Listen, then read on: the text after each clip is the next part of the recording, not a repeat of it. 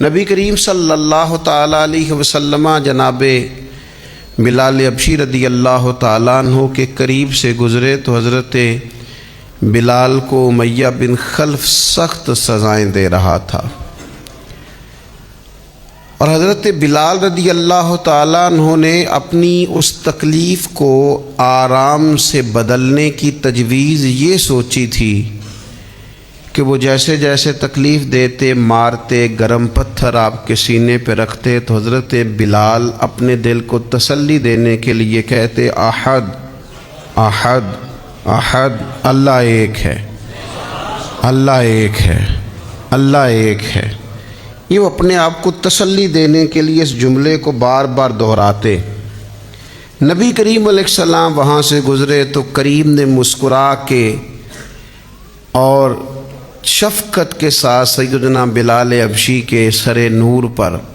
دست شفقت رکھا اور فرمایا بلال جس احد احد کو تم پکارتے ہو وہ تمہیں اس تکلیف سے نجات بھی عطا کرے گا۔ اور پھر یہی بات جب جناب صدیق اکبر کو پتہ چلی تو ڈھیر سارا مال لے کر، بلکہ مفسرین نے لکھا ہے آدھا کلو سونا لے کر، آدھا کلو سونا، کمر اچھا ہے فلک پہ نہ ہلال اچھا ہے، نظر بھی نہ ہو تو دونوں سے بلال اچھا ہے، کم و بیش آدھا کلو سونا لے کر حضرت بلال کو خریدنے گئے اور پھر خرید لائے۔ اور صرف حضرت بلال کو نہیں خریدا، جناب عامر بن فہیرہ کو بھی خریدا، حضرت زنیرہ کو بھی خریدا۔ بہت سارے ایسے لوگ جو کفر کے نرغے میں تھے اور مسلمان تھے اور تکلیف دی جاتی تھی اور ستائے جاتے تھے، حضرت ابوبکر صدیق نے ان کو خریدا۔ اب اس زمانے میں، اس ماحول میں جب ہر چیز پیسوں میں تلتی تھی، لوگوں کے اندر اخلاص کا ڈھونڈنا اور اللہ کی رضا کے لیے کسی کی مدد کرنا یہ کچھ مشکل سا اور بے موسمہ سا پھل تھا، تو حضرت بلال کو اتنے مہنگے داموں میں سیدنا ابوبکر صدیق نے خرید لیا تو لوگ چم گوئیاں کرنے لگے، کہنے لگے یہ ویسے عجیب بات ہے، یہ ویسے ہوتا نہیں، یعنی ایک بے موسمہ پھل آ جائے نا کسی جگہ بھی تو لوگ انوکھی انوکھی باتیں کرنے لگ جاتے ہیں، کہتے ہیں یار یہ عجیب بات ہے، یہ کیسے ہو گیا ہے، یہ کیسی انوکھی بات، یہ کیسے ممکن ہے، یہ ہو نہیں سکتا۔ یعنی سارے بندے جھوٹ بول رہے ہوں تو ایک سچ بولے تو انوکھا سا لگتا ہے ذرا، تو ایک دور چل رہا ہو نا جس میں چیزیں بک رہی ہیں، خریدی جا رہی ہیں، تو آپ اس میں کہتے ہیں میں فی سبیل اللہ ہوں تو لوگ پریشان ہو جاتے ہیں کہ یہ کیسے ہو سکتا ہے۔ تو اب اس زمانے میں جب حالات اتنے خراب تھے کہ لوگ ایک ایک دینار کے لیے گلے کاٹ دیتے تھے، وہاں ایک غلام کو اور حبشی غلام کو اور سیاہ فام غلام کو اتنے مہنگے داموں میں خریدنا کام بڑا مشکل تھا۔ اب جب مکے میں یہ بات پھیلی کہ یہ کام حضرت صدیق اکبر نے کیا ہے تو پھر لوگ پتہ کیا کرتے ہیں، کوئی بات نہ ملے تو کوئی بات بنا لیتے ہیں۔ لوگوں کو عادت ہوتی ہے، مخلوق تو فنکار ہے اس درجہ کے پل بھر میں سنگے در کعبہ سے بھی اصنام تراشے، تم کون ہو، تم کون ہو، کیا چیز ہے داغ کبابی،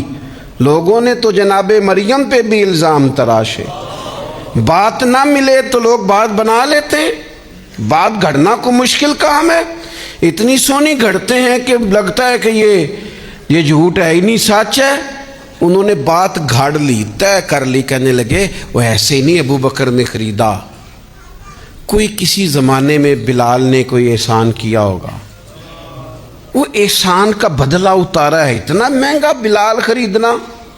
سمجھ میں نہیں آتا۔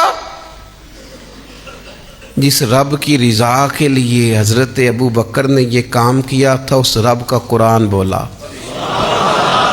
فرمایا وَمَا لِأَحَدٍ عِندَهُ مِن نِعْمَةٍ تُجْزَىٰ، اللہ کہتا ہے اس پر کسی کا کوئی احسان نہیں جس کا اس نے بدلہ دیا ہو۔ یہ حضرت صدیق اکبر کے حق میں آیت آئی، رب بولا خدا خود میر مجلس بود۔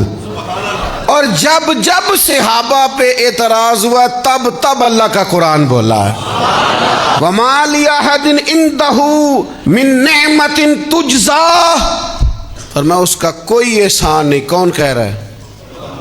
حضرت صدیق کے والد نہیں بولے، بھائی نہیں بولے، بیٹیاں نہیں، او قربان جاؤں نبی کریم نہیں بولے، رب بولا۔ فرمایا اس کا اس پر کوئی احسان نہیں جس کا بدلہ دیا ہو۔ فرمایا وہ تو صرف اپنے رب کی رضا چاہتا ہے۔ ابو بکر تو ڈھونڈتے پھرتے ہیں کہیں رب رسول راضی ہو جائیں۔ یہ سونا کیا ہے، یہ مال کیا ہے، یہ گھر کیا ہے، چاندی کیا ہے، وہ تو میں تو تیری تلاش میں پھرا جنگل پہاڑ اور دشت میں، تینوں لب دیاں آپ گواچے، سانو اپنی خبر نہیں کوئی۔ وہ تو اللہ کی رضا تلاش کر رہا ہے تو مالک پھر ملے گا کیا؟ فرمایا وَلَسَوْفَ يَرْضَىٰ، بڑی جلدی رب راضی بھی ہو جائے گا ابو بکر سے۔ رب کا وعدہ ہے کہ رب جناب صدیق اکبر سے راضی بھی ہو جائے گا۔